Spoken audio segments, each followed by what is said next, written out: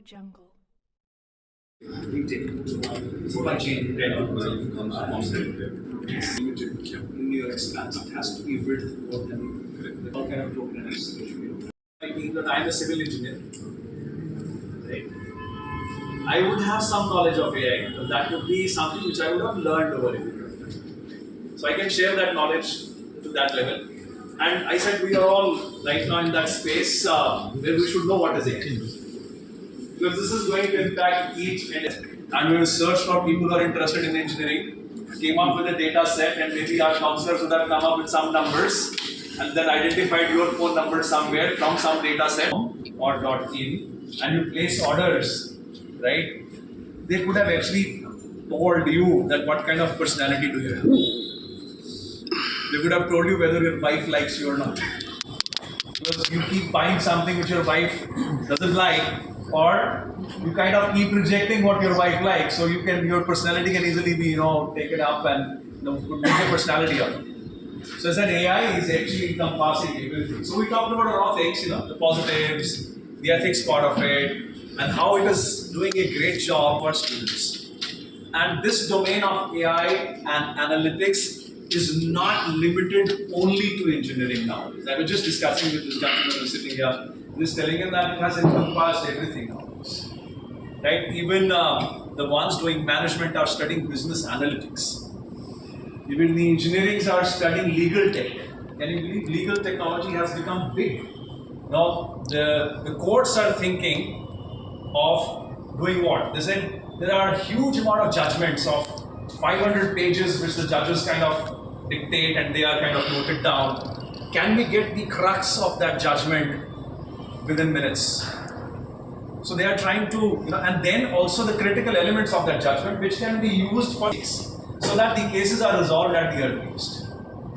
So our students of engineering are also getting exposed of it. They're also getting exposed to liberal studies. That I am physically very good, but am I mentally in that space? Or is there a lot of pressure still on me to do a lot of work? So the psychology part of it, right, is also very, very important. In fact, the one stream of liberal studies which is gaining huge importance in today's scenario, as expected, is psychology, and specifically counseling psychology. Because what we are seeing, and I think you're also observing, right, many a student nowadays is so stressed, right from class 7. Important. Right? We know, we have been through the same space as you have been, right? We also gave up our nights and days and also our smiles somewhere, thinking, let me crack this ice. Days were different now. No, sir. Very, very different. Yes, you're right to that extent, because we didn't rely on these mobiles. Sorry, I put it there. We relied on our friends. We talked to them. We talked to our parents. We talked to our friends. We talked to our relatives, and we kind of vented it out physically, mentally, and verbally.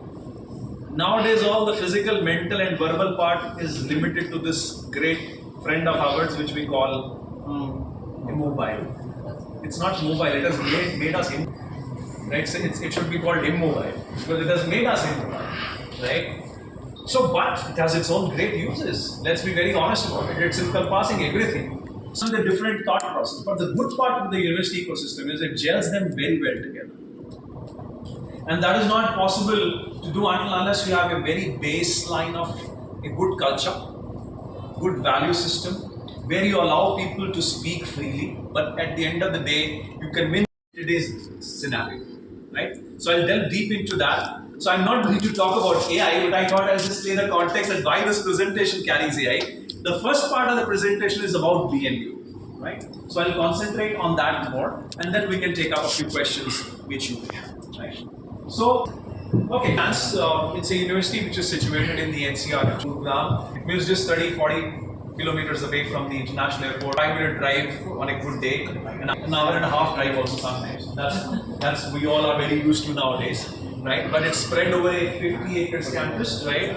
The area is 50 acres, and we have students representation and faculty representation also from large number of states, which is great. We have about 2,700 plus students. We are not expanding just like that. We are very conscious about the numbers. Total take is 950 to 1,000 across all 13 programs which we have.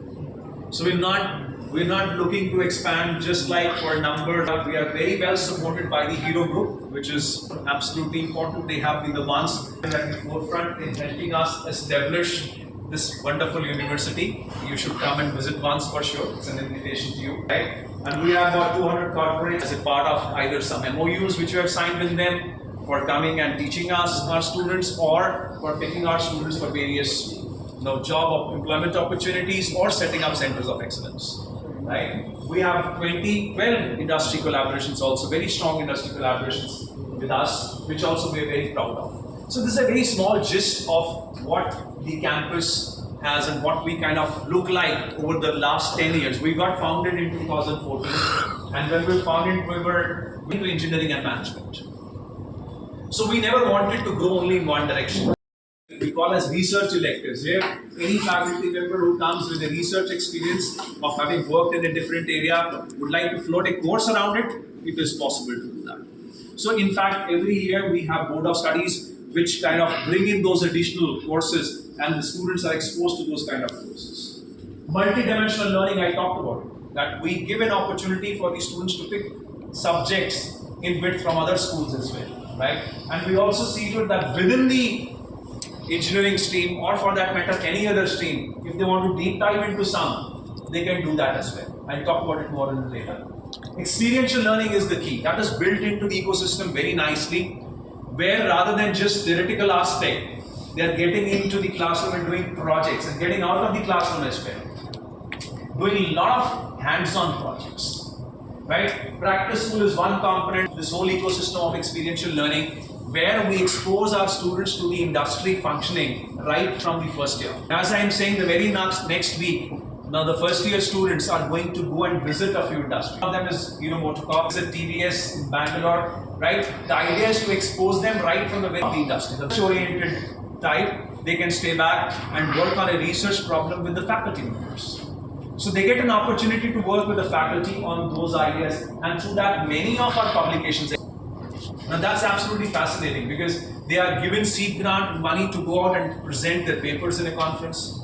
On 19th of this month, that is on Saturday, we are organizing a student conference, which is called Stelmar. We've named it Stelmar 2025. Here only student publications are going to be there. They are going to present their work in the region, where rather than the faculty, the students are going to make the presentation of the kind of research which they have done. So we support them as well big time. So these are some of the things which make us very different. We have a component called Joy of Engineering.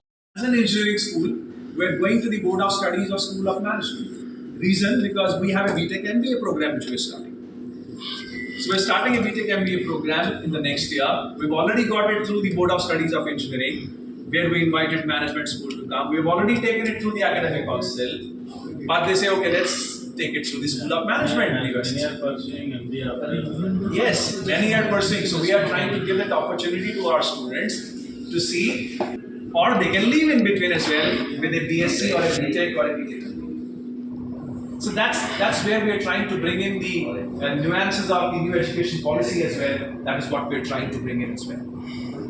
Right? So this is a general brief on how we're trying to develop and design and rework on the curriculum and the pedagogy around it. But we're just not saying in the words, we're trying to put it into action as well. Because I always say that, we go out and, as an example, that you go out, you have a friend in some university and you sign an MOU. Because it is a friend and you sign it, then you forget about it. I say, do the other way around. Like, first do it for a year. Then sign an MOU, then make friends.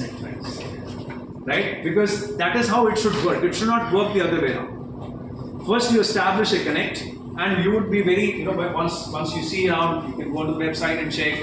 Many of our faculty members now are collaborating with faculty members and industry experts from outside, and are doing very well and are publishing very good research from those particular aspects. So, as I said, the key aspects and the USPs of the emphasis for all schools, right? Effectively, practice school, which is, I told about it, the student goes first year to the industry for a week, tests waters, after 5-6 years, and they have stayed there.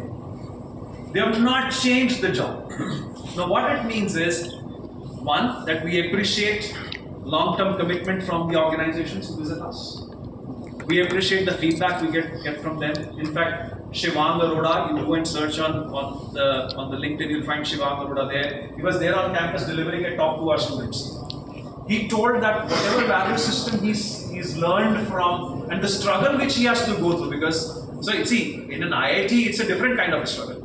The teachers are not even talking to you. You have to study everything on your own. You have a very different kind of a pressure. You have to live up to your own expectations sometimes. Right? That's a different kind of pressure. And the pressure sometimes in other universities is, oh, I missed that bus. I could have been in there. But now I'm here, I need to make the maximum of this. Right? So you have to follow a very middle path. Don't pressurize yourself too much. But learn the importance of learning. That's very important. So more competitive where the IITs would be there and others would be there. It's an advantageous situation. It's for the student to understand. And that is what he said, sir, I have got 2 promotions in the last 3 years, but IITs haven't got it. He categorically told us. We were happy to know. And he said, sir, because we got an opportunity to participate in a lot of club activities also. Right? Because we were in that ecosystem. So we have 5 credits earmarked for curricular activities also. Every student has to pick up a game or a club, and every semester they have to smile. After they have played that game, right? Smile. I'm looking at you and enjoy it. It's the beginning of a great journey, and I keep telling you, I was with a few students a few days ago. I said, yeah. I'm Manik Kumar. I'm the Dean School of Engineering and Technology at the BML Munjal University. And we're here today as a part of a seminar which we have conducted for the parents as well as for the counselors. And right now we're doing this seminar for our future students. So this BML Munjal University is a Hero Group University which started off in the year 2014. And what we could sense is that this university has grown leaps and bounds from the way and the day it started off. It started off with mainly engineering and management courses, but now we have courses across all streams which we offer in liberal studies as well as in law. And the students get a very wholesome experience by being in that university because they get to do a lot of experiential learning, do a lot of project-based learning, but also they get to understand and learn from their peers in industry as well as in academia from other universities. They get a great chance to learn and go deep dive into some of the courses which they do, like they can do a major specialization in data science and AI if they want to do, or even in cybersecurity and IoT. And in addition to that, they can study a lot of minor programs also, which spread across other schools like School of Law, School of Liberal Studies, and School of Management. We have recently launching a program, which is the BTech MBA program, which effectively, clubs together it integrates the programs of technology and management together. In addition to that, we do a good practice school for our students, which is the key USP of the various programs which we offer, where the students right from year 1 are getting exposure to the industry way and industry working, and which helps them, like you said, it helps them to be more employable. So we're not just only concentrating on the skills in the classroom, we also look at how skillful they can be outside the classrooms.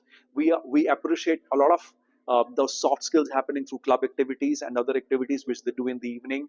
We have a student council which gets elected through elections. So that gives an opportunity for the students even to learn the skills of how to vote for them. That is fantastic. That is one great thing which we do as a part of the university. And I think that ecosystem has thrived big time and is helping the students get gainful employment across all different corporates and also do their masters from some great universities like Cambridge or UCSD or even from Carnegie Mellon University. And so if you look at some of the MBA graduates, nowadays which they're graduating, you see they would have come from a technology background before they joined the MBA program. So we thought that if some of the technology graduates like to enhance their knowledge in that particular stream, why should they move out? Why can't they do it in one stretch and finish off this integrated program in 5 years? And it's not just that they have to continuously definitely do this program in 5 years. They think that, okay, they want some experience. They can leave in between for a year, come back again, or if they think, no, they don't want to do it right now, as part of the NEP, they can exit the program after 3 years or 4 years and get a BTech or a BSc degree. So it's a very flexible kind of an offering which we're offering to those students. And I'm pretty sure this program would have a great takers in the days to come. So few batches of the students which came to us were majorly from this particular area. And they have some great peers of theirs who have done fantastically well and are doing exceedingly well in the job market or in the placement scenario, even in Hyderabad. I think they just have to look to their peers that how well they are performing. That in itself is a great opportunity for them to join the university. And our university is a university which absolutely appreciates diversity, equity, and inclusion. And we like the students in a team and also appreciate how others work. We work with diverse teams among students, but